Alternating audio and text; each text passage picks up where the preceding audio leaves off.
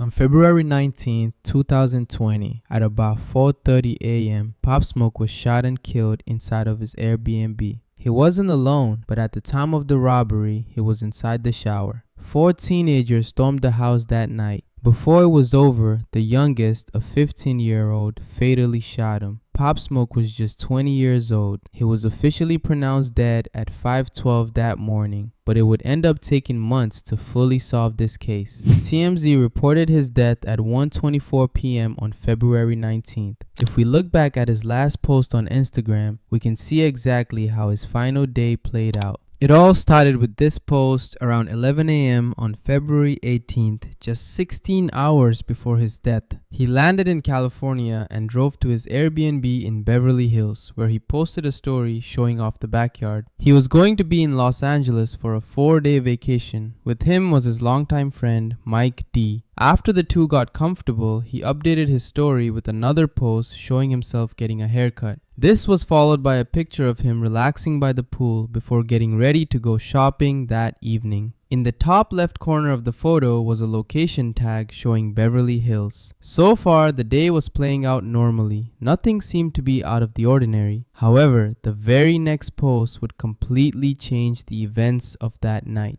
And that post actually came from Mike Around D. 4 p.m., a series of pictures were uploaded to both of their Instagram accounts. On Pop Smoke's Instagram, he posted 3 back-to-back photos of himself and Mike D together, with Mike holding a large stack of cash. On Mike's page, another photo was uploaded, and at first, nothing seemed unusual about it, but that picture had 2 fatal mistakes. The photo showed Pop Smoke and Mike D, with Mike holding the same stack of money. However, in the top left corner, the home's address was almost completely visible. Only the first number was missing. If someone had been looking for Pop Smoke, all they had to do was figure out the first digit somewhere between 1 and 9. But the biggest mistake came next. Mike geotagged the post, revealing the location on Instagram Maps. The location was now visible on Instagram Maps. This was something they simply couldn't afford to do. An average person might get away with posting something like that, but for a high-profile rapper showing off large amounts of cash, it was a huge mistake.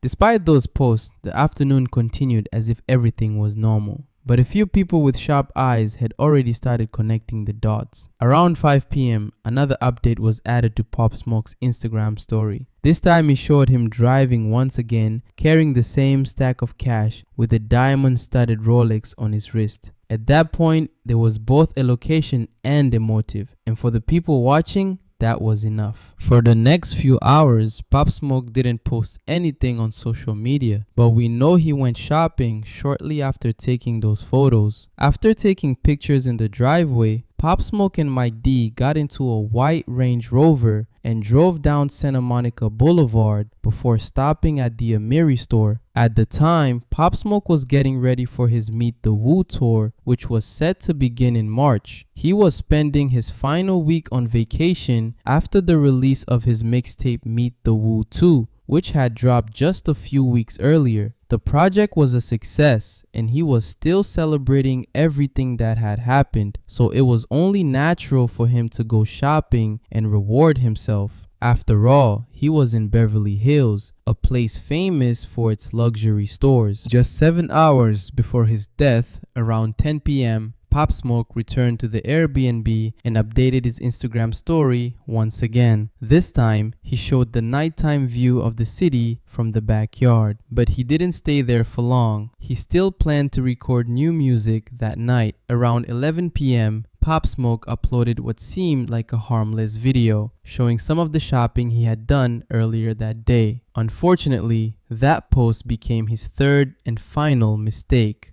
The 3 Amiri shopping bags shown in the video accidentally revealed sensitive information. The tags attached to the bags displayed the Airbnb's full address. At that point, he was completely vulnerable. A talent manager from his record label noticed the mistake and asked Pop Smoke to take the post down.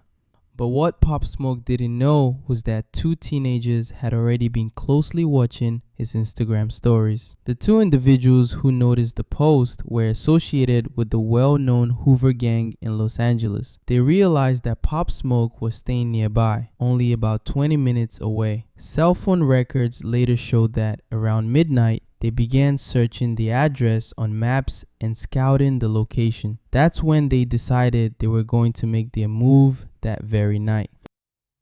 At around 1 a.m., Pop Smoke and Mike D left the Airbnb to record music at East West Studios near Sunset Boulevard, just a few miles away. While Pop Smoke was working on new music, the two teenagers were putting their plan into motion. According to the Los Angeles Times, around 2 a.m., a black BMW appeared on surveillance cameras outside the house. The car drove past the home, circled back, and then came to a stop. Surveillance footage showed one of the passengers getting out of the car and quietly sneaking toward the back of the house before quickly returning to the vehicle. At the time, there were too many people inside the home, and Pop Smoke wasn't even there. The BMW then sped away, heading back to where it came from. That's when they recruited two more teenagers to help carry out the robbery. The Hollywood Hills were only about 20 minutes away from South Los Angeles, so the group decided to switch cars and return later that night. Around 3 a.m., Pop Smoke left East West Studios. He got into the Range Rover with Mike D and a woman he had met that night named Amelia Rose. The three of them drove back to the Airbnb completely unaware of what was about to happen. Pop Smoke and Amelia went upstairs to the master bedroom, while Mike D went to a bedroom farther down the hall. At around the same time, the four teenagers had already switched to an Infiniti sedan and began searching the home's address on Zillow. Using the photos online, they gained a better understanding of the layout of the house and identified where the master bedroom was located, the room they believed Pop Smoke would most likely be staying in. Back at the house, Pop Smoke, now with Amelia, got ready to end the night by taking a shower. His final activity on social media was replying to a few fans on Twitter. About 20 minutes later, the Infiniti pulled up to the house with its headlights turned off. The group quietly entered through the backyard and climbed onto the second floor balcony. Amelia was the first to notice movement outside, but before she could react, three masked men armed with guns stormed into the house. One of them pointed a gun at her head and ordered her to stay quiet while taking her phone and purse. The other two rushed into the bathroom to confront Pop Smoke. They ordered him to remove his watch and hand it over, and he complied. Moments later, Pop Smoke lunged at one of the gunmen and tried to fight back. A 15-year-old shot him in the chest.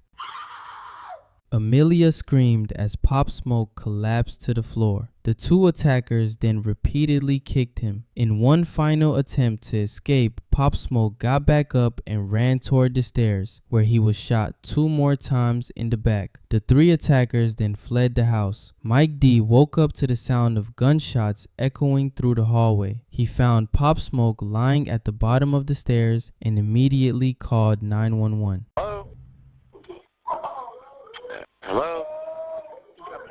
I'm gonna tell them to wait for LAPD.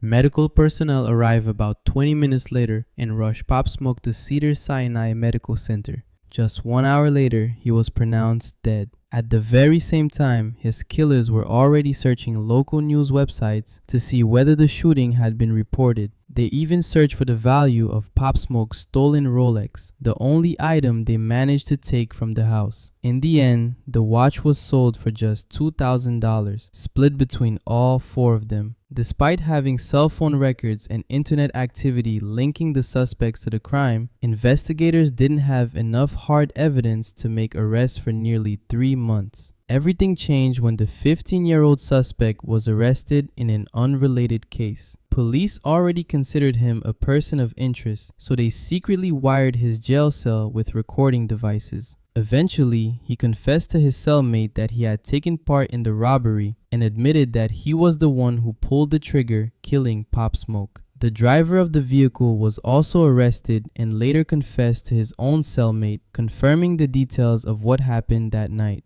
According to their statements, they never intended to kill Pop Smoke, but when he fought back, they panicked and shot him. Corey Walker, the 19-year-old who remained in the car that night, and Keandre Rogers, the 18-year-old who led the invasion into the house, were both charged with murder under special circumstances and remain in prison. The 17-year-old and the 15-year-old were charged as juveniles with murder and robbery. Because they were minors, their identities have never been publicly released. Pop Smoke's life was tragically cut short before he had the opportunity to fully become the face of the drill movement. What makes his death especially heartbreaking is that we can trace nearly every moment of his final day through his own social media post. Sadly, those same posts were part of what exposed his location and ultimately contributed to the events that led to his death. Fans around the world continue to mourn the loss of Bashar Jackson. Even years after his passing, his music continues to inspire new listeners every single day. Rest in peace to the Wu.